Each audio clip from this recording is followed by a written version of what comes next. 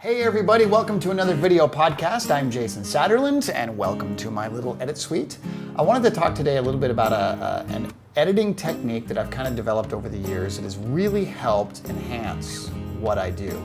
Now, I'm going to start off right away saying that this is not something I've ever seen anyone do. I've never heard anyone talk about this. I've never read it in any book. It's just been something that's helped me, and I thought, hey, if it helps me, maybe it could help some of you out there. But you can also say, this guy doesn't know what he's doing, and turn this video off right now. That said, this is what the technique actually is.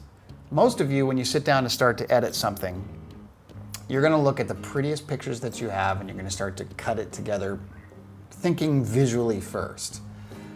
What I'm suggesting is you actually do the polar opposite of that. Edit for sound first.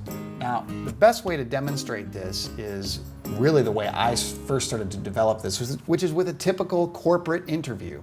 Here's a typical interview that you're going to encounter. Here's this nice gentleman here, and he does this. Taking care of the community, it's really our number one priority. Sometimes you can get caught up in the job and things that are going on and sort of forget why you're really there, but that is the key. So that's a typical interview. That guy's really good compared to some of the other interviews I've seen. You know, there's a cough in there. He repeats himself a little bit. There's a few ums, there's a few ahs. Now, if you are looking at this purely from a picture perspective, you're going to probably be looking for that little eyebrow twitch. You're going to be looking for maybe the tear or whatever.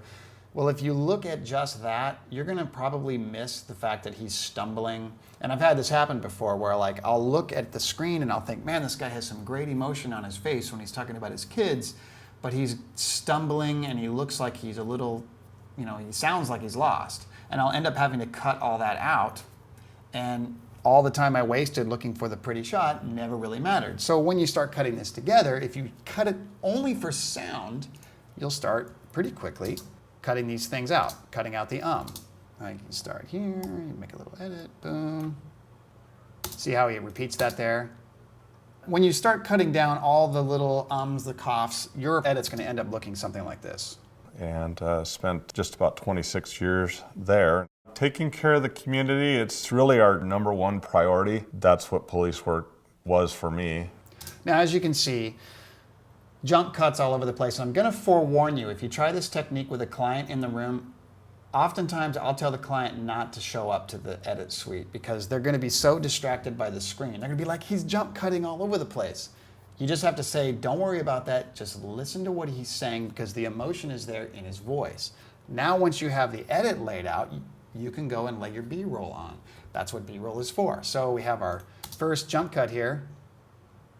Big jump cut right there. Well, what we do is we just take a shot like that we've shot here of our police station. Drop that on, and boom. I started taking an interest in police work at a pretty young age.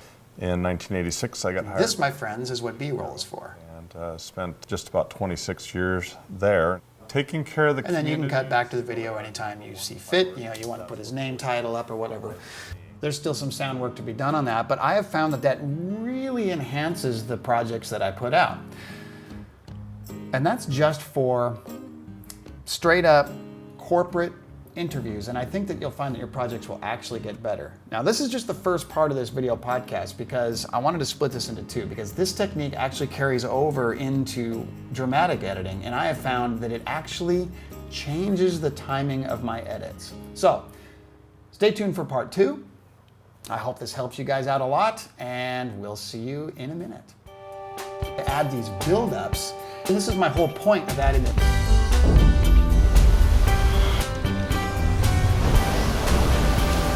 Sound design, I would further down the road because you